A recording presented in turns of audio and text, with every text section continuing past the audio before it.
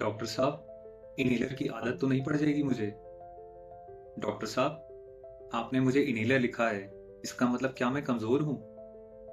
Doctor साहब, inhaler एक बार शुरू हो गया तो कभी बंद नहीं होगा। अगर आपके भी ज़हन में ऐसे सवाल आते हैं, तो ये वीडियो आपके लिए है।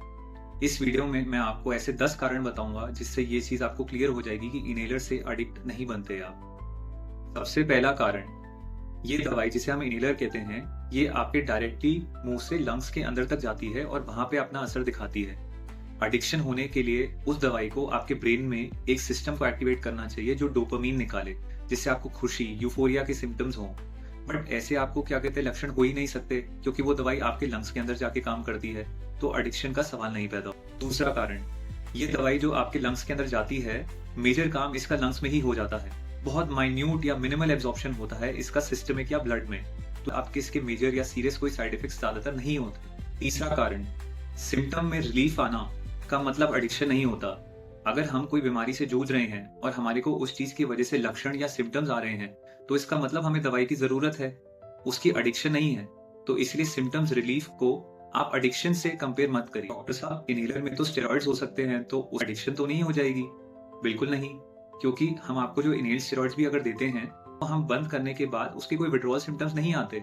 ना तो आपको उसको लेने से यूफोरिया या बहुत खुशी होती है, ना उसको हम हटाने से कोई ऐसे सिम्टम्स देखते हैं जैसे क्रेविंग हो रही हो, आपको जैसे तलब मच रही हो कि आपको वो लेना ही पड़े, या आपके हाथ में ट्रेमर्स या फिजिकल डिपेंडेंस जिनको हो जाती है वैसे सिम्टम्स आते हैं। तो इसलिए एडिक्शन का इसमें भी कोई रीजन नहीं है। चौथा कारण, इसमें कोई ऐसी एडिक्शन तो है नहीं कि अगर हमें एक बार स्टार्ट कर दिया तो ये कम नहीं हो सकता, और ऐसी भी कोई चीज नहीं है कि मेरा कोई कंपल्सिव बिहेवियर जैसा कुछ डेवलप हो जाता है इसको लेने के लिए। डॉक्टर ये दवाइयां अपने मुताबिक अपने एक्सपीरियंस के और पेशेंट को देखकर दवाइयां कम कर सकते हैं।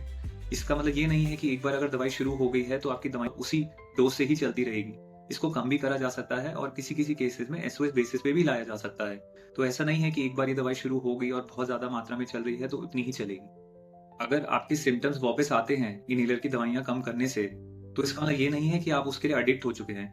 इसका मतलब ये है कि आपका दमे की बीमारी कंट्रोल में नहीं है, या आपको और सिम्टम्स आने की वजह से दवाई की ज्यादा जरूरत पड़ती है। इसका मतलब ये बिल्कुल भी नहीं है कि आप उसके लिए डिपेंडेंट या उसके लिए एडिक्ट हो चुके हैं।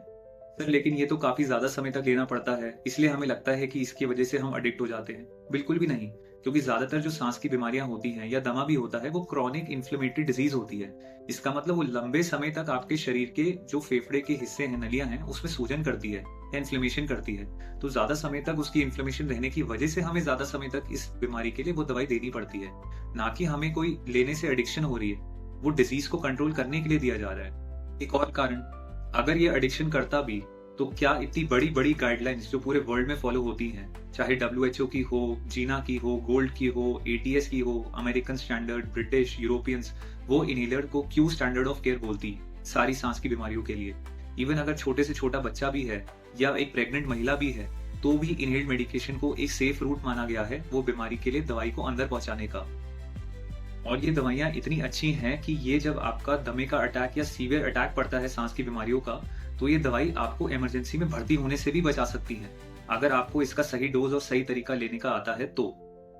कुल मिला के मैं बस आपको ये कहना चाहूंगा कि जो इनहेल्ड आपकी दवाइयां डॉक्टर आपको देते हैं या इनहेलर प्रिस्क्राइब करते हैं, उनसे एडिक्शन नहीं होती, क्योंकि ना तो उनके हटाने से आपको क्रेविंग होती है, ना उनको लेने से आपको यूफोरिया या बहुत खुशी या फिर ऐसे सिम्टम्स होते हैं।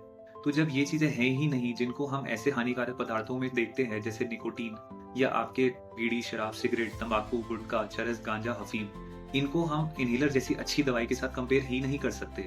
तो प्लीज ये गलत धारणा अगर आपके आसपास कोई बनाता है, तो प्लीज उसे समझाइए और ये वीडियो दिखाइए और उसको बोलिए कि थोड़ा सा साइंटिफिक बेसिस पे हम बात करें और ये चीज को प्रॉपरली अपने जो भी आपके पेशेंट्स हैं उन तक पहुंचाएं, ताकि वो ये गलती ना करें कि इस दवाई को एडिक्टिंग समझने की वजह से अपनी दवाई बंद कर दे और वो ऐसी लापरवाही उनको एक हॉस्पिटल के बेड में लाके भर्ती कर दे।